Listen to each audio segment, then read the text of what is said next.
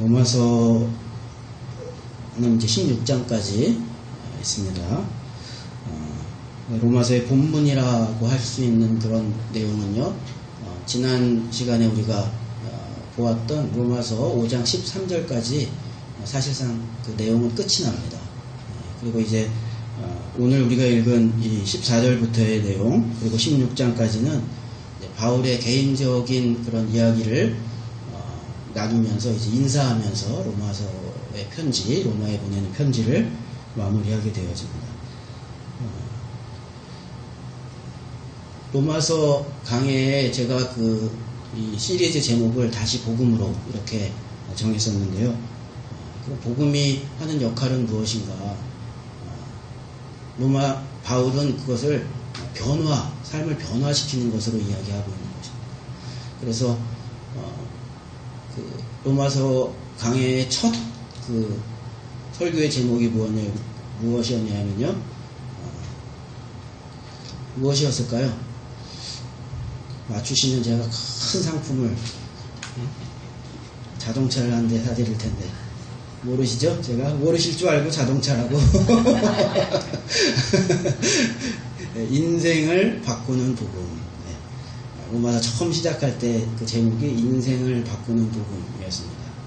그래서 그 복음으로 바울이 내가 어떻게 변화되었는가, 그것으로 시작한 이것이 로마서의 내용이었습니다. 그래서 나는 복음으로 말미암아서 내가 그리스도의 종이 되었다, 그렇게 이야기하였거든요. 본론을 마치고 나서 이제 바울이 이 로마서를 마치면서도 또 그 이야기를 또 하고 있는 것입니다. 내가 이 복음으로 인하여서 나의 삶이 변화하였다. 바울이라는 인간이 정말 다른 존재의 인간이 되었다. 그렇게 이제 말하고 있는 것입니다. 그래서 여러분, 복음은 인생을 변화시키는 것입니다. 우리가 그래서 기독교는, 또 복음은 종교가 아니라 삶이다, 그렇게 이야기하는 경우가 있습니다. 혹시 여러분 그런 말을 들어보셨는지 모르겠어요. 기독교는 종교가 아니라 삶이다. 그렇게 이야기하는 이유가 있는 것입니다. 그 이유는 무엇이냐면요, 복음이 우리의 삶을 변화시키기 때문에 그런 것입니다. 여러분, 부처님 믿고 내 삶이 새로워졌다, 그렇게 이야기하는 거 들어보셨어요? 저는 못 들어본 것 같아요. 불교에 열심히 나가시는 분들이 내가 부처님 믿고 내 삶이 새로워졌다, 부처님이 내 삶을 바꾸어 주셨다, 그런 이야기 잘 못 들어본 것 같아요. 왜 그런 것 같으세요? 왜 그럴까요? 제가 생각하기에는 다른 종교들은 내 삶을 바꾸려는 그런 종교가 아닌 것 같습니다. 다른 종교들은 내가 원하는 것, 내가 살고 있는 것을, 또 내 삶을 오히려 내 생각을 강화시켜주는 종교예요. 내가 원하는 것을 이루어주는 종교예요. 그러니까 그것은 나를 바꾸는 종교가 아니라, 나를 바꾸는 것이 아니라 내가 가고 있는 길을 더 잘 갈 수 있도록, 내가 목적하는 것을 더 잘 이룰 수 있도록 만들어주는, 그것을 위하여서 신앙생활이라고 한다면 신앙생활을 하는 것이죠. 그러니까 그것은 나의 경로를 변화시키지는 않잖아요. 그러니까 부처님 믿고 그 경로가 변화되었다, 내가 인생의 방향을 바꾸었다, 새로운 삶을, 새로운 인생을 살게 되었다, 그런 이야기가 듣기 힘든 것 같습니다. 그러나 기독교는 다른 것이죠. 복음은 우리를 변화시키는 것입니다. 새로운 삶으로 만드는 것입니다. 그래서 복음은 그냥 하나의 추상적인 이론이 아닌 것입니다. 지식이 아닌 것입니다. 철학이 아닌 것입니다. 사상이 아닌 것입니다. 공부가 아닌 것입니다. 복음은 우리 삶 속에서 경험하고 체험하는 것이고요, 우리 삶 가운데 변화로 나타나는 것이 바로 여러분 복음인 것입니다. 그래서 우리가 예수님을 믿고 복음을 받아들이면 내 생각이 변화하는 것입니다. 내 판단이 변화하는 것입니다. 내 말이 바뀌는 것입니다. 내 표정도 바뀌는 것입니다. 나아가서는 내 가치관이 바뀌고요, 또 때로는 내 직업도 바뀌는 것입니다. 예수님 믿지 않는 젊은 우리 청년들은 예수님 믿기 전에 좋아하던 이상형도 예수님 믿고 나면 바뀌는 것입니다. 그래서 전에 생각하지 않았던 다른 사람하고 결혼하게 되어지는 것입니다. 다 바뀌는 것입니다. 목적도 바뀌는 것입니다. 돈 쓰는 것도 바뀌는 것입니다. 그래서 복음은 인생을 변화시키는 것이죠. 자, 그렇게 생각한다면 여러분, 복음은 무엇이냐면요, 그래서 능력인 것입니다. 여러분, 삶을, 어떤 인생을 변화시키는 것은 정말 어려운 일입니다. 여러분, 우리가 종종 하는 이야기가 안 바뀐다는 거잖아요. 사람 참 안 바뀐다. 사람의 노력으로는 사람 참 안 바뀌는 것 같습니다. 그러나 복음이 사람을 변화시키는 것입니다. 그래서 복음은 능력인 것입니다. 성경은 이 이야기로 가득 차 있습니다. 특별히 신약 성경의 내용을 보면 다 이 이야기입니다. 예수님을 만난 사람들, 그 사람들이 어떻게 그 복음으로 변화된 인생을 살았는가. 여러분, 그것이 사실은 신약 성경 내용의 대부분을 차지하고 있는 것입니다. 예수님을 만나서 나면서부터 눈 멀었던 사람이 눈을 뜨고 새로운 인생을 살게 되는 것입니다. 나면서부터 한 번도 걸어보지 못했던 그와 같은 사람이 예수님의 복음을 듣고 걷고 뛰며 하나님을 찬양하는 인생을 살게 되는 것입니다.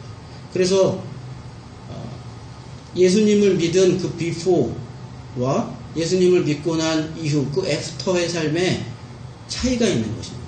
여러분, 예수님을 믿는 사람에게는 그 비포와 애프터가 있어야 하는 것입니다. 왜냐하면 복음은 변화의 능력이기 때문에 그런 것입니다. 예수님을 만난 삭개오의 비포와 애프터가 있었습니다. 삭개오는 세리장이었습니다. 당시에 세리들은 아주 가혹하게 세금을 거두었습니다. 그 중에 세리장이었기 때문에요, 다른 세리들이 거둬온 것들의 또 일부를 자기가 또 착취하였습니다. 아주 부유한 그와 같은 사람이었습니다. 그러나 그 삭개오가 예수님을 만났습니다. 자신이 그렇게 가혹하게 거두어들였던 토색한 재물들을 다 갚아주었습니다. 새로운 인생을 살았습니다. 삭개오의 인생에 비포와 여러분 애프터가 있는 것입니다. 베드로도 마찬가지입니다. 베드로는 갈릴리 호수의 평범한 어부였습니다. 그러나 그가 예수님을 만났습니다. 그래서 예수님께서 그를 어떤 사람으로 만들어 주셨습니까? 이제는 네가 사람을 낚는 어부가 될 것이다. 그렇게 말씀해 주셨습니다. 베드로가 예수님을 만나기 전 그 비포, 그냥 평범한 어부에서 예수님을 만난 이후에 그 애프터, 사람을 낚는 어부, 사도의 삶을 살아가는, 제자의 삶을 살아가는 그와 같은 애프터의 내용이 있는 것입니다. 여러분, 그래서 복음은 변화인 것이고요. 변화의 능력이다. 우리는 그렇게 말할 수가 있는 것입니다. 바울이 로마서를 마치면서 이 이야기를 다시 하고 있는 것입니다. 내가 어떻게 복음으로 그래서 변화되었는가, 복음이 나를 어떻게 변화시켰는가, 그 이야기를 이제 결론적으로 다시 하고 있는 것입니다. 그러면 바울이 말하는 오늘 본문에서 바울의 비포와 애프터는 무엇이냐 이야기한다면, 바울의 비포는 무엇이었죠? 유대인 중에 유대인, 바리새인 중에 바리새인으로 예수를 핍박하는 자, 그것이 바로 바울의 비포였습니다. 그러나 이제 바울이 예수님을 만난 이후에 어떻게 되었다고 이야기했냐면요, 1장에서는 나는 이제 그리스도의 노예가 되었다, 그리스도의 종이 되었다, 그렇게 이야기했고요. 오늘 본문에서는 뭐라고 이야기했냐면요, 나는 예수의 일꾼이 되었다, 나는 이제 예수의 일꾼이 되었다, 그렇게 말했습니다. 이것이 바울이 복음을 만난 이후의 모습인 것입니다. 특별히 오늘 본문을 보면 예수의 일꾼이라고 말하고 나서 그 내용을 조금 더 구체적으로 이야기했는데요. 뭐라고 이야기했냐면요, 그것은 복음의 제사장이 된 것이다. 내가 예수의 일꾼이 되었는데 그것은 무엇이냐면 복음의 제사장이 된 것이다. 특별히 나 바울은 이방인을 향한, 이방인을 위한 복음의 제사장이 된 것이다. 그렇게 말하였습니다. 16절 내용 여러분 다시 한번 보시도록 하겠습니다. 이 은혜는 곧 나로 이방인을 위하여 그리스도 예수의 일꾼이 되어 하나님의 복음의 제사장 직분을 하게 하사 이방인을 제물로 드리는 것이 성령 안에서 거룩하게 되어 받으실 만하게 하려 하시니라. 그렇게 말하고 있는 것입니다. 나 바울은 이제 이방인을 위한 복음의 제사장이 되었다. 그렇게 되었습니다. 여러분, 제사장은 어떤 일을 하는 사람입니까? 구약의 시대에 제사장 어떤 일을 하는 사람이냐면요, 한마디로 하면 연결하는 사람입니다. 연결하는 사람이 제사장이에요. 죄 때문에 하나님께 예배드리지 못하는 사람들이 있습니다. 그 사람들이 하나님 앞에 갈 수 있도록 제물을 드려서 하나님과 그 사람들을 연결하는 사람, 연결하는 사람이 바로 제사장입니다. 그것이 제사장의 역할이에요. 대제사장은 1년에 한 번씩 그 모든 사람들의 죄를 가지고 지성소에 들어가서 그 모든 사람들과 하나님을 연결하게 됩니다. 그것이 대제사장의 역할입니다. 가장 대제사장 되신 분이 누구입니까? 예수님입니다. 예수님의 역할이 무엇입니까? 스스로 십자가에 제물이 되어서 죽으시고 다시 사심으로 말미암아서 대제사장 되셔서 하나님과 우리를 연결하는 것입니다. 그래서 지금 바울이 그 이야기를 하고 있는 것입니다. 나는 이제 예수님의 일꾼이 되었는데 그것은 무엇이냐면 나는 이방인과 하나님을 연결하는 그런 복음의 제사장이 된 것이다. 이것이 내가 복음으로 변화된 나의 모습이다. 그렇게 바울이 여러분 이야기하고 있는 것입니다. 여러분, 그래서 우리가 예수님 믿고 그리스도인 되면 사실은 우리는 모두 다 이런 제사장의 역할을 여러분 해야 하는 것입니다. 여러분도 다 복음의 제사장 되실 수 있기를 예수님의 이름으로 축복합니다. 우리 교회 홈페이지에 보면요, 그 처음 화면에 제가 영어로 써놓은 것이 Connecting People to Jesus 그렇게 써놨어요. 그 내용이 이 내용이에요. 예수님과 우리를, 사람들을 연결하는 것입니다. 그것이 그리스도인의 할 일이고요. 그것이 교회의 사명이다. 우리는 그렇게 이야기하고 있는 것입니다. 그래서 이 교회의 사명을 여러분 꼭 기억하고 잊지 않으시기를 바랍니다. 이것이 복음으로 변화된 사람의 모습이어야 하는 것입니다. 우리 교회가 이 사명, 제사장 되는 사명, 예수님으로부터 멀어져 있는 그 사람들을 연결하는, 예수님에게로 연결하는 그 제사장 되는 사명을 이 교회가 꼭 순수하게 감당해내야 할 것입니다. 이 시대에 교회들이 여러분 이 역할을, 이 제사장의 역할을 그렇게 잘 감당하고 있지는 못한 것 같습니다. 그래서 제가 미국에서 공부하다가 이 교회 개척을 생각하게 된 그 전 단계가 무엇이냐면요, 그것은 영혼 구원에 대한 이제 새로운 뭐라고 해야 되나, 각성이라고 해야 되나요?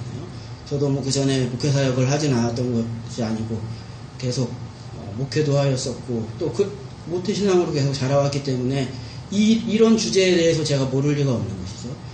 그러나 제가 그 유학 중에 이 영혼 구원하는 이 사역의 그 절실함 내지는 어떤 그 다급함, 그런 것에 대한 새로운 각성을 했다고 해야 할까요? 그러고 나서 그것에 가장 효과적으로 어떻게 해야 하는가에 대한 그 질문에서 교회를 개척해야겠다, 이런 이제 부르심의 길로 나아가게 된 것인데요. 그래서 여러분, 이것이 얼마나 중요하고 정말 간절한 것인가를 우리가 알아야 하는데, 근데 이제 지금 우리 한국 교회가 과연 그 역할을 잘 감당하고 있는가? 사실 그렇지는 못한 것 같아요. 그래서 제가 그런 것을 가지고 한국으로 돌아와서 이제 그 역할을 해나가기 위하여서 제가 부족한 면이 많으니까 이제 찾아보았죠. 어떻게 배워가지고 할 수 있는 것들이 있는가. 그래서 제가 많이 찾아보았는데 성경 공부로 유명한 교회도 있고 또 세미나로 유명한 교회도 있고 새벽 기도로 유명한 교회도 있고 다 나름대로의 사역의 강점으로 유명한 교회들이 있는데 제가 보니까 개인 전도로 불신자 전도로 유명한 교회는 없어요. 여러분 머릿속에 떠오르는 교회 있나요? 각각의 사역의 강점을 가지고 사역하는 교회들, 그래서 배울 것이 있는 교회들이 있는데, 그러나 영혼 구원하는 그 사역의 강점을 가지고 그 사역을 하고 있는 교회는 없어요. 물론 안 하고 있는 것은 아니에요. 그러나 그것에 집중하여서 그 일을 배울 수 있는 그런 교회는 제가 찾아보니까 여러분 없더라고요. 그러나 여러분 사실은 이게 본질이라는 것입니다. 영혼 구원하는 일이 본질이라는 것을 우리가 잊으면 안 된다는 것이고요. 오늘 본문에서 바울은 이것이 가장 자랑스러운 일이다. 그래서 이 일을 해야 한다, 회복해야 한다, 그렇게 말하고 있는 것입니다. 여러분 17절부터 19절 계속해서 보도록 하겠습니다. 그러므로 내가 그리스도 예수 안에서 하나님의 일에 대하여 자랑하는 것이 있거니와 18절 그리스도께서 이방인들을 순종하기 위하여 나를 통하여 역사하신 것 외에는 내가 감히 말하지 아니하노라. 그 일은 말과 행위로 19절 표적과 기사의 능력으로 성령의 능력으로 이루어졌으며 그리하여 내가 예루살렘으로부터 두루 행하여 일루리곤까지 그리스도의 복음을 편만하게 전하였노라. 이렇게 바울이 이야기하고 있는 것입니다. 이것이 나의 자랑이다. 복음을 전한 것이 나의 자랑이다. 나의 인생의 자랑이다. 바울이 그렇게 말하고 있는 것입니다. 구세군의 창시자인 윌리엄 부스는 여러분 20세기 초에 영국에서 가난한 소외계층들을 돌보고 복음을 전하는 일로 사회에 많은 존경을 받았습니다. 그래서 그 당시에 왕이었던 에드워드 7세가 그를 궁으로 초대하였습니다. 그 가운데 이 윌리엄 부스가 한 이야기가 있습니다. 윌리엄 부스가 뭐라고 이야기했냐면요. 위대한 폐하시오, 어떤 사람의 야망은 예술입니다. 어떤 사람의 야망은 명성입니다. 어떤 사람의 야망은 황금입니다. 그러나 폐하시오, 나의 야망은 사람들의 영혼입니다. 이렇게 이야기했다고. 어떻게 이렇게 멋있는 말을 하죠? 그 삶도 멋있죠.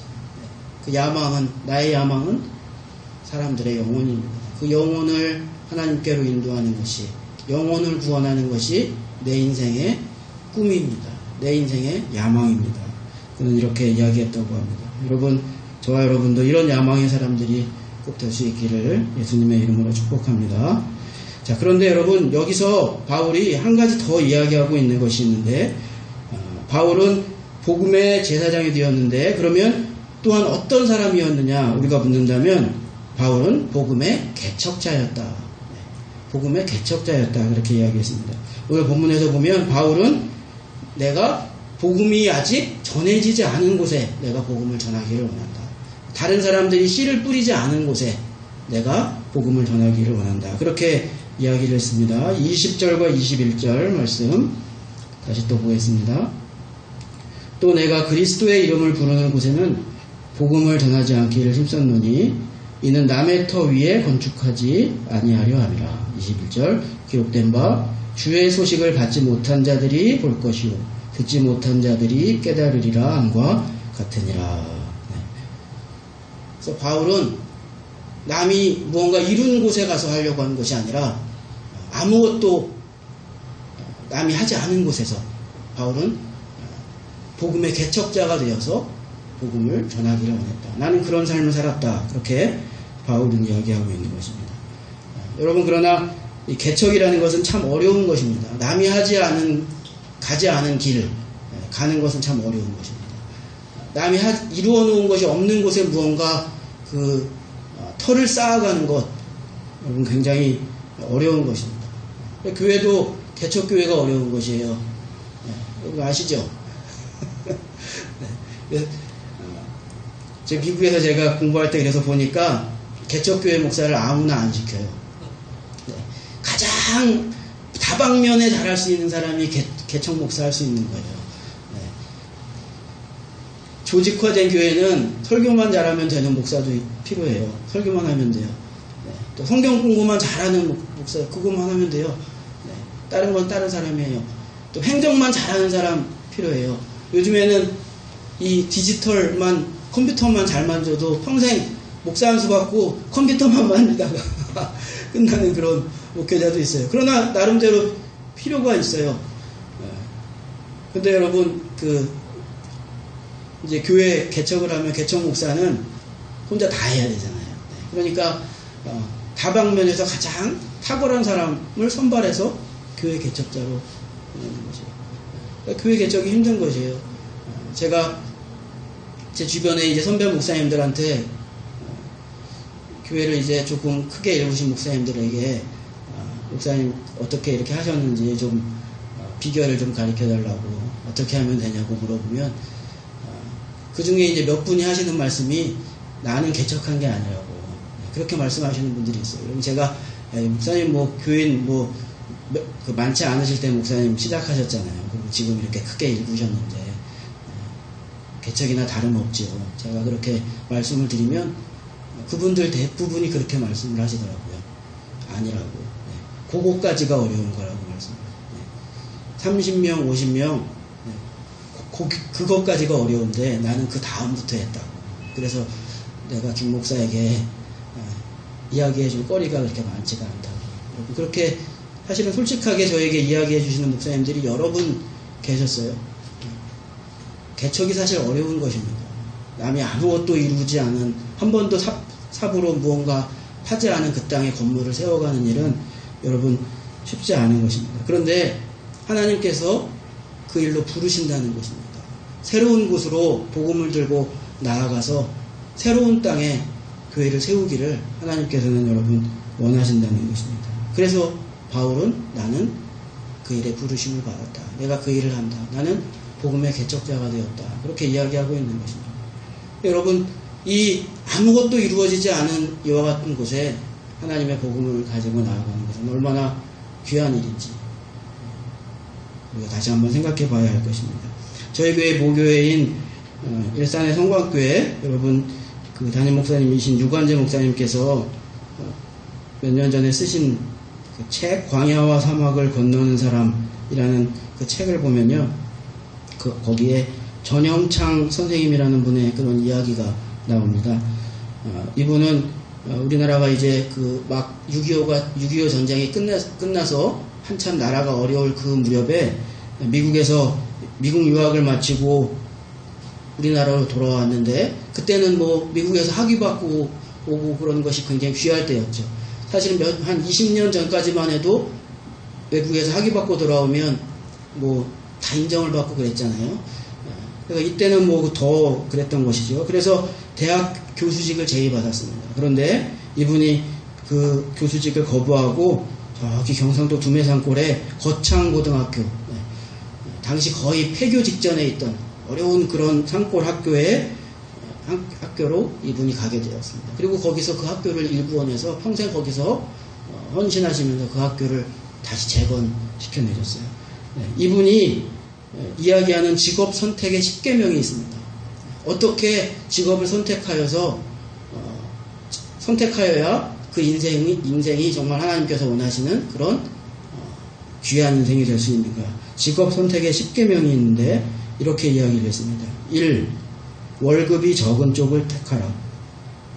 2. 내가 원하는 곳이 아니라 나를 필요로 하는 곳으로 가라. 3. 승진의 기회가 거의 없는 곳을 택하라. 4. 모든 조건이 갖추어진 곳을 피하고 처음부터 시작해야 하는 황무지를 택하라. 5. 앞을 다투어 모여드는 곳은 절대 가지 마라. 6. 장래성이 전혀 없다고 생각되는 곳으로 가라. 7. 사회적 존경 같은 것을 바라볼 수 없는 곳으로 가라. 8. 한가운데가 아니라 가장자리로 가라. 9. 부모나 아내나 약혼자가 결사 반대하는 곳이면 틀림없다. 10.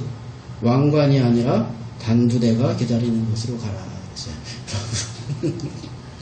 여러분 어때요? 네. 제가 이 내용을요 교회를 개척하면서 저희 모교회 예배 때 가가지고요 이 이야기를 했어요. 제가 이 이야기를 하면서 1, 2, 3 이렇게 읽어가기 시작했더니 사람들이 슬슬 웃기 시작하더라고요. 네. 여러분 개척하라는 이야기입니다. 이 전영창 선생님이 이야기하고 있는 것은요 사람들이 다 만들어 놓은 것에 가서 결실을 거두려고 하지 말고 씨를 뿌리는 개척하는 사람이 되라는 그 일이 얼마나 보람되고 가치 있는 일인가를 이야기하고 있는 것입니다.